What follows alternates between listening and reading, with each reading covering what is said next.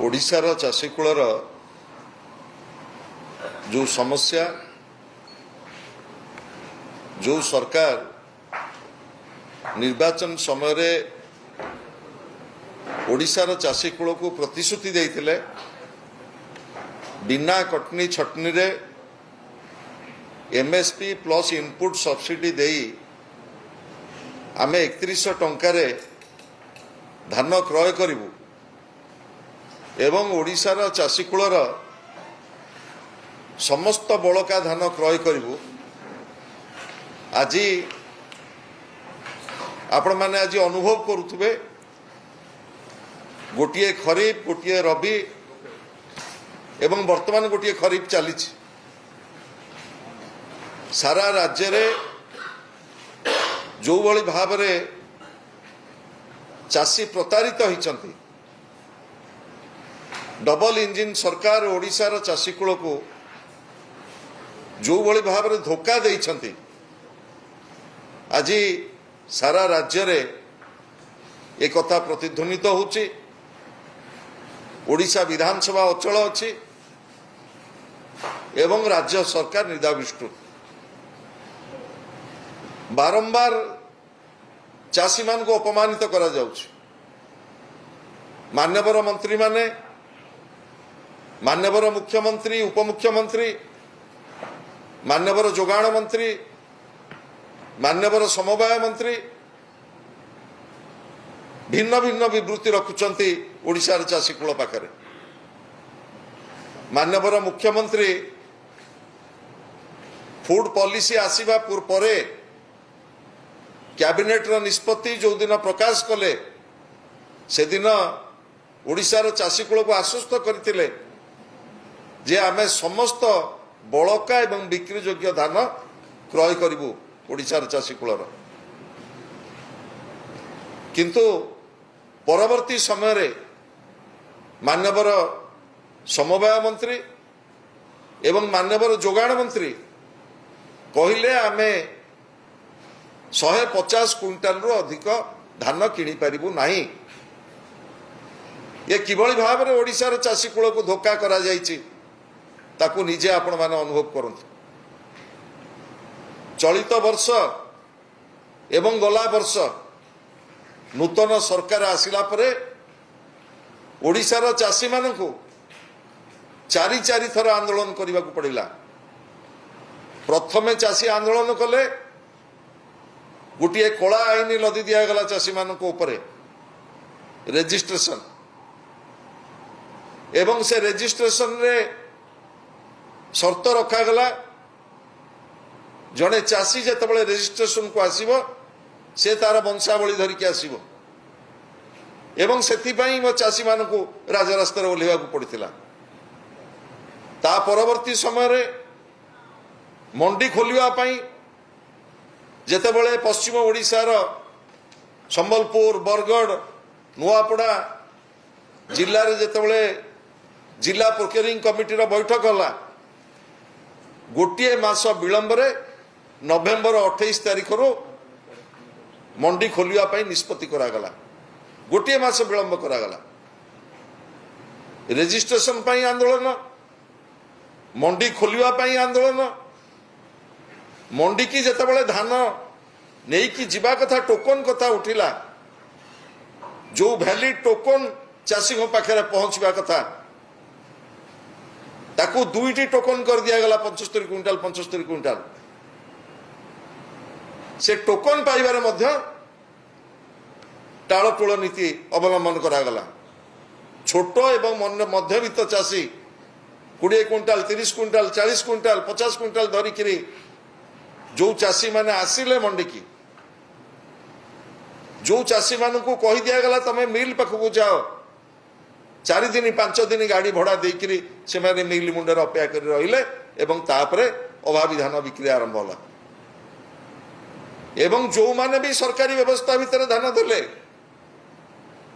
से मान को प्रतिश्रुति दिया जाइतला आमे 48 घंटा मध्य डीबीटी माध्यम रे प्राप्य प्रदान करिवु।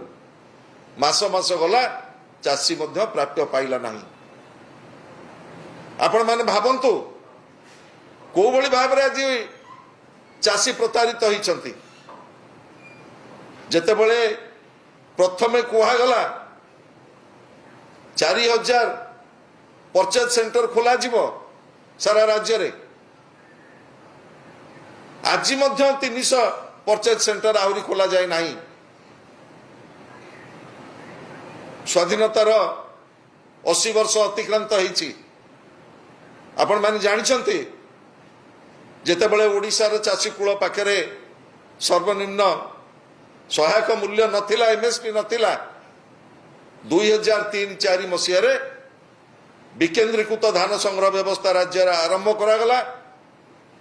ତତ୍କାଳୀନ ଓଡ଼ିଶାର ମାନ୍ୟବର ମୁଖ୍ୟମନ୍ତ୍ରୀ ନବୀନ ବାବୁଙ୍କ ନେତୃତ୍ୱରେ ଆମେ କେନ୍ଦ୍ର ସରକାରଙ୍କ ସହିତ ଅନୁବନ୍ଧିତ ହେଲେ। DCP ଷ୍ଟେଟ୍ ହେଲା ଓଡ଼ିଶା ଏବଂ ତାପରେ ପ୍ରୋକ୍ୟୁରମେଣ୍ଟ ସରକାର ଚାଷୀ କୂଳ ପାଖରେ MSP ଗ୍ୟାରେଣ୍ଟି ହେଲା ଏବଂ ତାପରେ ଉତ୍ପାଦନ ବଢ଼ି ବଢ଼ି ଚାଲିଲା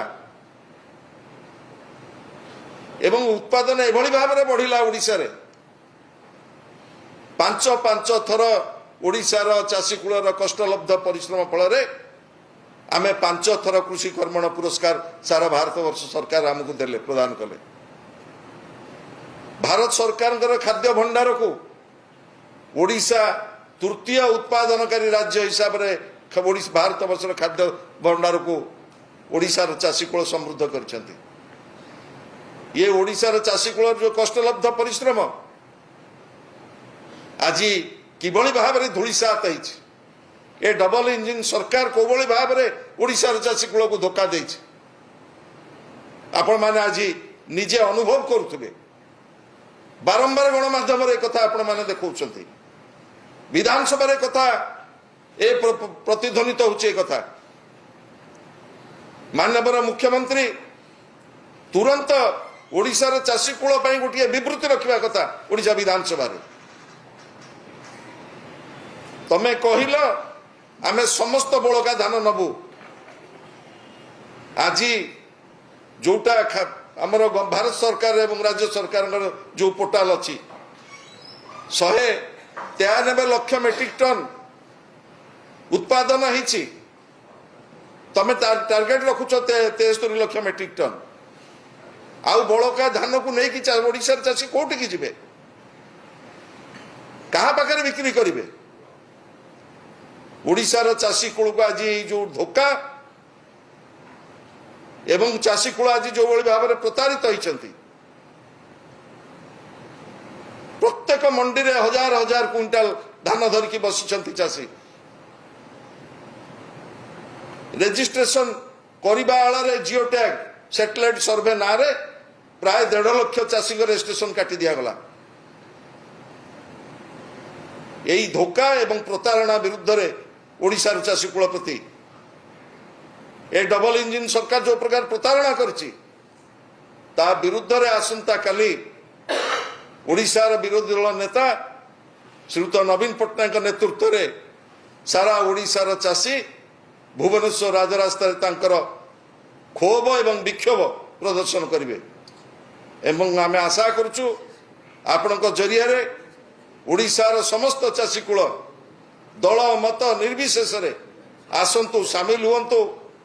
ଓଡ଼ିଶାର ଜନଗଣଙ୍କର ଏ ସ୍ୱର, ଓଡ଼ିଶାର ଏ ଚାଷୀ କୂଳର ସ୍ୱର କିଭଳି ଭାବରେ ଏଠି ଉପସ୍ଥାପିତ ସଠିକ ଭାବରେ ହବ ଏବଂ ଏହି ଯୋଉ ସରକାର କୁମ୍ଭକର୍ଣ୍ଣ ନିଦ୍ରାରେ ଶୋଇଛନ୍ତି, ଯୋଉ ସରକାର ବାହାବା ଦେଖାଉଛନ୍ତି, ଯୋଉ ବଜେଟ ଆଣିଛନ୍ତି, ଆଜି ଯୋଉଭଳି ଭାବରେ ଓଡ଼ିଶାର 70% ଲୋକ ଯୋଉ ଚାଷ ଉପରେ ନିର୍ଭର କରନ୍ତି ସେ ଚାଷୀ କୂଳ ଯେତେବେଳେ ପ୍ରତାରିତ ହୋଇଛନ୍ତି, ଏଭଳି ପ୍ରତାରଣା ବିରୁଦ୍ଧରେ ଏବଂ ଓଡ଼ିଶାର ଯୋଉଭଳି ଭାବରେ ଆଇନ ଶୃଙ୍ଖଳାର ଯୋଉ ଚରମ ଅଧୋଗତି ହେଇଛି ଏ ପ୍ରସଙ୍ଗରେ ଆସନ୍ତା କାଲି ବିଜୁ ଜନତା ଦଳର ସଭାପତି ମାନ୍ୟବର ଶ୍ରୀଯୁକ୍ତ ନବୀନ ପଟ୍ଟନାୟକଙ୍କ ନେତୃତ୍ୱରେ ଆମେ ରାଜରାସ୍ତାରେ ଆମର ବିକ୍ଷୋଭ ପ୍ରଦର୍ଶନ କରିବୁ ଏବଂ ଆଶା କରୁଛୁ ଓଡ଼ିଶାର ଏଇ ଯୋଉ ଡବଲ ଇଞ୍ଜିନ ସରକାର ଓଡ଼ିଶାର ଚାଷୀ କୂଳ ପ୍ରତି